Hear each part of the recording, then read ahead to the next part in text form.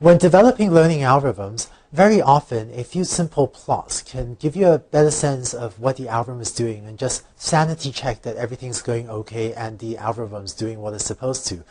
For example, in an earlier video, I talked about how plotting the cost function j of theta can help you make sure that gradient descent is converging. Often, plots of the data or of the learning algorithm outputs will also give you ideas for how to improve your learning algorithm. Fortunately, Octave has very simple tools to generate lots of different plots, and when I use learning algorithms, I find that plotting the data, plotting the learning algorithm, and so on are often an important part of how I get ideas for improving the algorithms. And in this video, I'd like to show you some of these Octave tools for plotting and visualizing your data. Here's my Octave window. Let's quickly generate some data for us to plot. So I'm going to set t to be equal to this array of numbers. Here's t, set of numbers going from 0 up to 0.98. Let's set y1 equals sine of 2 pi 4t. And if I want to plot the sine function, it's very easy. I just type plot t comma y1 and hit enter. And up comes this plot where the horizontal axis is the t variable and the vertical axis is y1, which is the sinusoid function that we just computed. Let's set y2 to be equal to the cosine of 2 pi 4t, like so. And if I plot t comma y2, what Octave will do is it'll take my sinusoid plot and it will replace it with this cosine function that now, cosine of x starts at 1, right? Now, what if I want to have both the sine and the cosine plots on top of each other? What I'm going to do is I'm going to type plot t comma y1. So here's my sine function. And then I'm going to use the function hold on. And what hold on does is it causes Octave to now plot new figures on top of the old one. And let me now plot t, y2. I'm going to plot the cosine function in a different color. So let me put a r in quotation marks there, and instead of replacing the current figure, it'll plot the cosine function on top, and the r indicates that I want this in a red color. And here are additional commands: x label time, say to label the x-axis or the horizontal axis, and y label value, say to label the vertical axis value. And I can also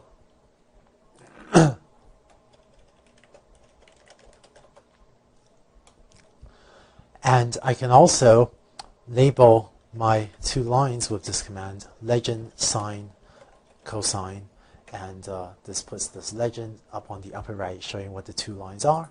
And finally, title my plot, puts a title at the top of this figure. Lastly, if you want to save this figure, you type print d-dpng my plot.png. So PNG is a graphics file format, and if you do this, this will actually save this as a file. Before I do that, let me actually change the directory to, let's see, like that, and then I will print that out. So this will take a while, depending on how your Octave configuration is set up. This may take a few seconds, but change the directory to my desktop, and Octave is now taking a few seconds to save this. If I now go to my desktop, let's hide these windows. Here's my plot.png, which Octave has saved, and there's the figure saved as a PNG file. Octave can save files in other formats as well, so you can type help plot if you want to see the other file formats rather than PNG that it can save figures in. And lastly, if you want to get rid of a plot, the close command causes a figure to go away. So there's that figure. If I type close, that figure just disappeared from my desktop. Octave also lets you specify a figure number. So you type figure 1 plot t y1.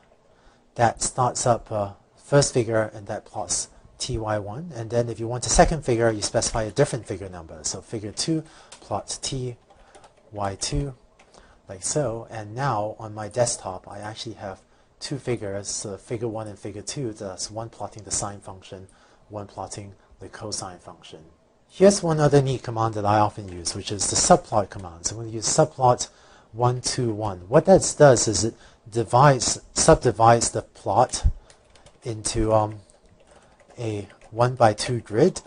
That's what the first two parameters are. And it starts to access the first element. That's what the final parameter 1 is, right? So just divide my figure into a 1 by 2 grid, and I want to access the first element right now.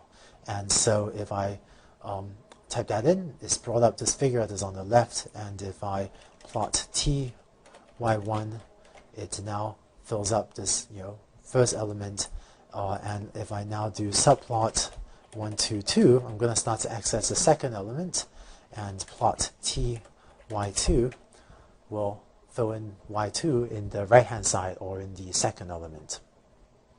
And last command, you can also change the axis scales and change axes to 0.51, minus 1, 1, and this sets the x range and y range for the figure on the right. And concretely, it sets the horizontal range of values in the figure on the right to range from 0.5 to 1, and the vertical axis values to range from minus 1 to 1. And you don't need to memorize all these commands. If you ever need to change the axis, all you need to know is that there's an axis command, and you can really get the details from the usual Octave help command. Finally, just a couple last commands. CLF, clear as a figure. And here's one more neat trick. Let's set A to be equal to a 5 by 5 magic square, say. So A is now this 5 by 5 matrix.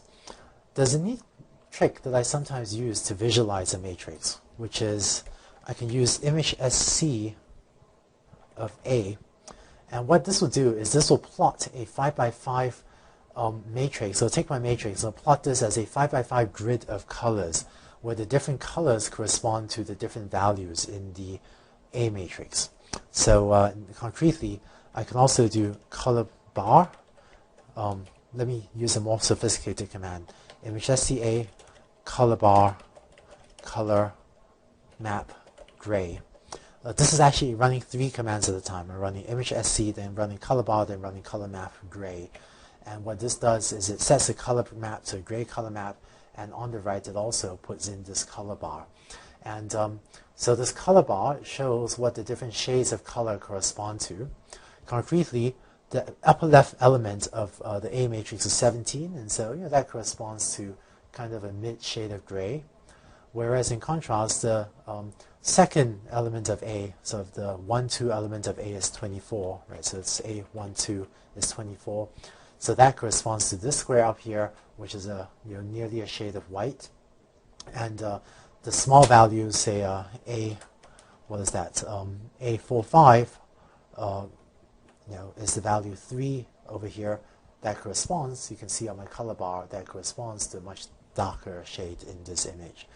So here's another example. I can plot a larger, here's a magic 15. That gives me a 15 by 15 magic square. And this gives me a plot of what my 15 by 15 magic squares values look like. And finally, to wrap up this video, what you've seen me do here is use comma chaining of function calls. Here's how you actually do this. If I type A equals 1, B equals 2, C equals 3, and hit enter, then this is actually carrying out 3 commands at the same time, or really carrying out 3 commands one after another. And it prints out all 3 results. And this is a lot like A equals 1, B equals 2, C equals 3, except that if I use semicolons instead of a comma, it doesn't print out anything. So this, this thing here we call comma chaining of commands, or comma chaining of function calls. And it's just another convenient way in Octave to put multiple commands like image SC, color bar, color map, to put multiple commands on the same line. So that's it. You now know how to plot different figures in Octave. And in the next video, the next main piece I want to tell you about is how to write control statements like if, while, for statements in Octave, as well as how to define and use functions.